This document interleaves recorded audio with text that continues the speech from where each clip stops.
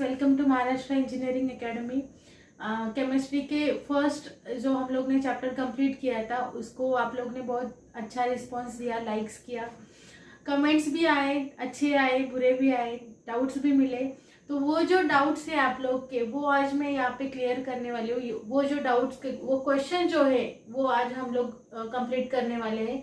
फिर से रिपीट करती हूँ, फिर भी कुछ बच गया, कुछ रह गया तो आप लोग कमेंट में बताइए, नहीं तो जो डाउट्स है वो उसके वीडियोस जाके देखिए, फिर से एक दो बार देखिए, फिर भी समझ में नहीं आया तो फिर से पूछना, फिर मैं और एक वीडियो बनाऊंगी। अभी जो कमेंट्स में हम लोग को जो क्वेश्चन आए वो ये जो हम लोग ने 4 टॉपिक लिए इन पे डाउट्स आए हैं, तो ये आज हम लोग कवर करेंगे, बाकी बचे हुए नेक्स्ट लेक्चर में करेंगे। ओके, तो पहला डाउट आया था हम लोग को positive electrovalency and negative electrovalency के ऊपर। मतलब पॉजिटिव इलेक्ट्रोवैलेंसी और निगेटिव इलेक्ट्रोवैलेंसी में क्या डिफरेंस है, पॉजिटिव क्या होता है, निगेटिव क्या होता है। इसके लिए हम लोग ने एक एग्जाम्पल देखा था NaCl का, सोडियम क्लोराइड का एग्जाम्पल देखा था। सोडियम क्लोराइड में कैसे होता है, देखो अभी यहाँ पे दिया है पॉजिटिव, पॉजिटिव मतलब उसके ऊपर होगा पॉजिटिव चार्ज, निगेटिव मतलब उसके ऊपर होगा निगेटिव चार्ज। अभी देखो पॉजिटिव इलेक्ट्रोवैलेंसी में उसके ऊपर पॉजिटिव चार्ज कब आता है, NaCl का हम लोग ने एग्जाम्पल देखा था। Na जो है, Na के ऊपर पॉजिटिव चार्ज होता है, क्यों होता है, क्योंकि ये जो Na जो है वो इलेक्ट्रॉन लॉस करता है, क्या करता है, देता है, मतलब दूसरे को दे देता है। ओके, ये Na दूसरे को एक इलेक्ट्रॉन अपना देता है, इसके वजह से इसके ऊपर क्या आता है, पॉजिटिव चार्ज आता है। क्यों, क्योंकि इसका एक इलेक्ट्रॉन दूसरे को देने के बाद इसके पास एक पॉजिटिव चार्ज ज्यादा होता है, इसकी वजह से इसके ऊपर आता है ये पॉजिटिव चार्ज। तो इसको, ये वैलेंसी को क्या बोलते हैं, पॉजिटिव इलेक्ट्रोवैलेंसी। अभी अगर आपको वैलेंसी समझ में नहीं आता तो वैलेंसी भी बताती हूँ। वैलेंसी मतलब क्या होता है, आउटर मोस्ट शेल, कोई भी एटम का जो आउटर मोस्ट शेल है उसमें ऑक्टेट एंड डुप्लेट कंप्लीट करने के लिए कोई भी एटम जो होता है कितना इलेक्ट्रॉन लॉस करता है और कितना इलेक्ट्रॉन गेन करता है, या फिर कितना इलेक्ट्रॉन वो शेयर करता है, वो नंबर ऑफ इलेक्ट्रॉन जो होते हैं उसको हम लोग बोलते हैं वैलेंसी। तो अगर Na की वैलेंसी कितनी होती है, 1 होती है ना, तो Na क्या करेगा, मतलब हमारा सोडियम क्या करेगा, उसका ऑक्टेट कंप्लीट करने के लिए क्या करेगा, एक जो इलेक्ट्रॉन है वो दूसरे को देगा। दूसरे को मतलब किसको देता है, ये क्लोरीन को देता है। ओके, तो इसे एक इलेक्ट्रॉन दे दिया, तो इसकी वजह से, देने की वजह से इसके ऊपर क्या है, पॉजिटिव चार्ज। क्यों, क्योंकि इसमें अभी पॉजिटिव चार्ज एक्स्ट्रा बचा ना, हम लोग ने फर्स्ट वीडियो में देखा था, जितना पॉजिटिव चार्ज होता है उतना ही नेगेटिव चार्ज होता है। ओके, एक इलेक्ट्रॉन देने के बाद पॉजिटिव चार्ज एक्स्ट्रा बचता है, तो इसकी वजह से इसके ऊपर क्या आता है, ये पॉजिटिव चार्ज। तो इसको क्या बोलते हैं हम लोग, पॉजिटिव इलेक्ट्रोवैलेंसी। अभी समझ में आया। अभी नेक्स्ट सेकंड था हम लोग का निगेटिव इलेक्ट्रोवैलेंसी। अभी इसके उल्टा होगा, सेम इसके उल्टा। देखो क्लोरीन क्या करता है, ये Na ने एक इलेक्ट्रॉन देने के बाद क्लोरीन क्या करता है, ये इलेक्ट्रॉन एक्सेप्ट करता है, मतलब क्या करता है, गेन ऑफ इलेक्ट्रॉन। क्या करता है, गेन ऑफ इलेक्ट्रॉन। तो गेन करने के बाद इसके पास एक इलेक्ट्रॉन, मतलब एक निगेटिव चार्ज क्या होता है, एक्स्ट्रा होता है। ओके, समझ में आता है। ये इलेक्ट्रॉन लेने के बाद इसके पास एक इलेक्ट्रॉन ज्यादा होता है, इसकी वजह से इसके ऊपर आता है निगेटिव चार्ज। तो क्लोरीन की वैलेंसी होती है 1। ओके, तो ये एक इलेक्ट्रॉन लेता है तो इसके ऊपर माइनस चार्ज आया, तो इसको हम लोग क्या बोलते हैं, निगेटिव इलेक्ट्रोवैलेंसी। अभी समझ में आया पॉजिटिव और निगेटिव में क्या फर्क है। जो लॉस करता है, जो कोई भी एटम इलेक्ट्रॉन लॉस करता है तो उसके ऊपर आता है पॉजिटिव चार्ज, मतलब ये होती है positive electrovalency.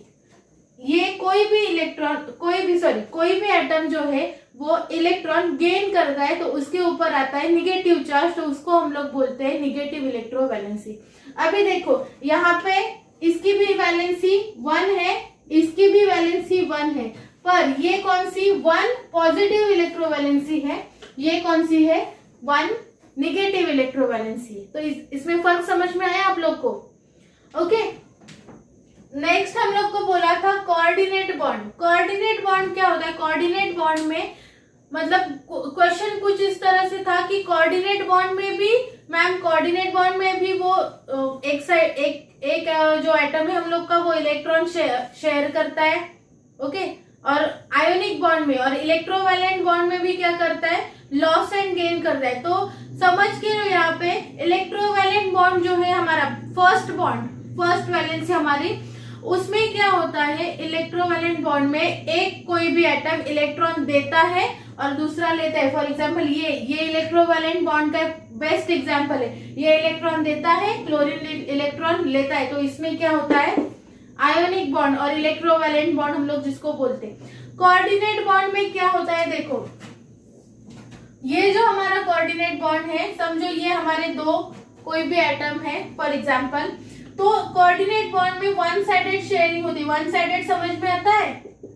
One sided sharing मतलब कोई भी एक इलेक्ट्रॉन शेयर करता है। यहाँ पे लॉस एंड गेन नहीं होता, कोई भी देता नहीं, कोई भी लेता नहीं, शेयरिंग होती है। ये समझ के लो, ये जो वर्ड है शेयरिंग, ये इंपॉर्टेंट है। इसमें यहाँ पे शेयरिंग नहीं होती, यहाँ पे डायरेक्टली दिया जाता है और लिया जाता है, ओके। तो ये वन साइडेड शेयरिंग मतलब कोई भी एक इलेक्ट्रॉन देता है और दूसरा बस एक्सेप्ट करता है, मतलब शेयर करके लेता है पर अपने पास से कुछ नहीं देता रिटर्न में, ओके। तो उसको हम लोग बोलते हैं कोऑर्डिनेट बॉन्ड और कोऑर्डिनेट वैलेंसी, ओके। फर्क समझ के लो, ये हमारा इलेक्ट्रोवैलेंट है, ये हमारा कोऑर्डिनेट है। इलेक्ट्रोवैलेंट में लॉस होता है फिर गेन भी होता है, यहाँ पे बस शेयरिंग होती है, लॉस एंड गेन नहीं होता। तो ये दोनों में मेन डिफरेंस है, इसमें और इसमें, ओके। इतना समझ में आया? नेक्स्ट हम लोग का जो टॉपिक है, नेक्स्ट हम लोग को क्वेश्चन आया था intermolecular hydrogen bond and intramolecular hydrogen bond. तो अभी समझ के लो, intermolecular and intramolecular hydrogen bond आप लोग को अभी सिलेबस में नहीं है, ये आगे वाला आगे जाके आप लोग को शायद होगा फ्यूचर में, पर अभी आप लोग को फर्स्ट ईयर में बेसिक साइंस में ये नहीं है। तो फिर भी बताती हूँ इंटरमॉलिक्यूलर एंड इंट्रामॉलिक्यूलर क्या होता है। अभी intermolecular force of intermolecular hydrogen bond क्या होता है? अगर force of attraction, hydrogen bond जो है हमारा, हाइड्रोजन बॉन्ड किसके बीच में होगा? सिमिलर और डिसिमिलर मॉलिक्यूल के बीच में अगर वो बॉन्ड होगा तो उसको हम लोग बोलते हैं इंटरमॉलिक्यूलर हाइड्रोजन बॉन्ड। अभी एक पहले ये समझ के लो, आप लोग को intermolecular and intramolecular hydrogen bond इसमें नहीं है। आप लोग को पढ़ने में क्या है? इंटरमॉलिक्यूलर फोर्स ऑफ अट्रैक्शन, जिसको हम लोग बोलते हैं वंडरवॉल फोर्सेस। आपने पढ़ा होगा, वीडियो में भी देखा होगा, हम लोग ने वीडियो डाली है। इंटरमॉलिक्यूलर फोर्स ऑफ अट्रैक्शन में क्या होता है? दो मॉलिक्यूल के बीच में जो पॉजिटिव एंड निगेटिव चार्ज होता है उसमें attraction and repulsion at the same time होता है। इसकी वजह से वो दोनों मॉलिक्यूल दूर भी नहीं जाते और एकदम से पास भी नहीं आते, बस उसमें वो बैलेंस करता है उसका रिलेशनशिप, ओके। तो क्या होता है? उसको हम लोग बोलते हैं इंटरमॉलिक्यूलर फोर्स ऑफ अट्रैक्शन। ये चीज अलग है। देखो, हाइड्रोजन बॉन्ड कहाँ है? यहाँ पे intermolecular hydrogen bond and intramolecular hydrogen bond. तो ये किसमें होता है?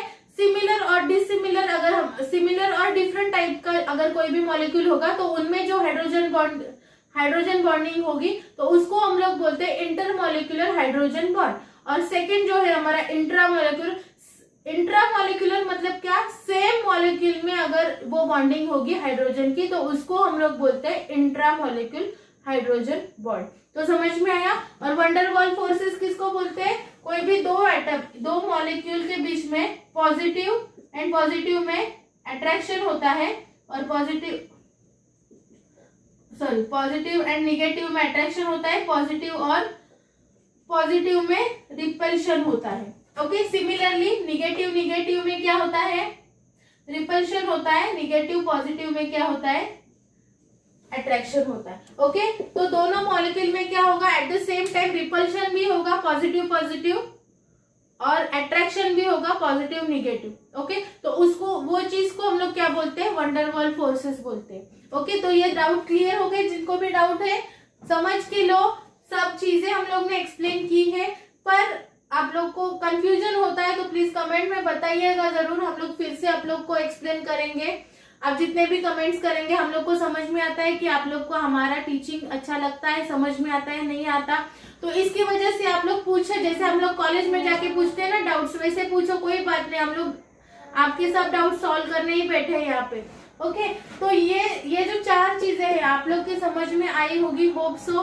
तो एक बार बुक में भी पढ़ो, हम लोग ने नोट्स भी टेलीग्राम पे शेयर किए, उसमें भी देखो, उसमें भी नहीं समझ में आया फिर पूछो, कोई बात नहीं। ओके, तो हम लोग फिर से वो आपके जो डाउट्स है उस पर वीडियो बनाएंगे।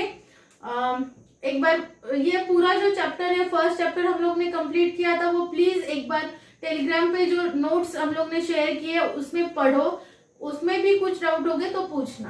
ओके, ये डाउट होने के बाद ये ध्यान में लो, आप लोग ने एक मेटालिक बॉन्ड के ऊपर एक कमेंट किया था, कोई आई डोंट नो नाम उसका क्या है, पर उसने हाइड्रोजन बॉन्ड क्या होता है और मेटालिक बॉन्ड क्या होता है ये कमेंट की थी।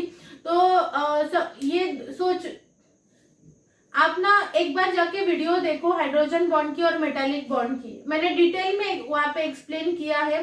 अगर उसमें भी नहीं समझ में आता है तो मैं करूंगी एक्सप्लेन, पर पहले वो जाके देखो डिटेल में और वो बुक पढ़ो, पहले जो नोट्स दिए ना वो उसको पढ़ो। नोट्स पढ़ेंगे, वीडियो देखेंगे तो साइड बाय साइड दोनों समझ में आएगा। अगर आप लोग बोलेंगे कि मैं वीडियो देख के ही मेरे को सब समझ में आना चाहिए, तो ऐसा नहीं होता, क्योंकि बुक में आप लोग को एकदम पर्टिकुलर आपको डेफिनेशंस होते हैं, उसके एग्जाम्पल्स होते हैं। ओके, तो वो जाके पढ़ो और वीडियो देखो, साइड बाय साइड दोनों करोगे तो ही समझ में आएगा अच्छे से। ओके, और कुछ डाउट है तो पूछना जरूर।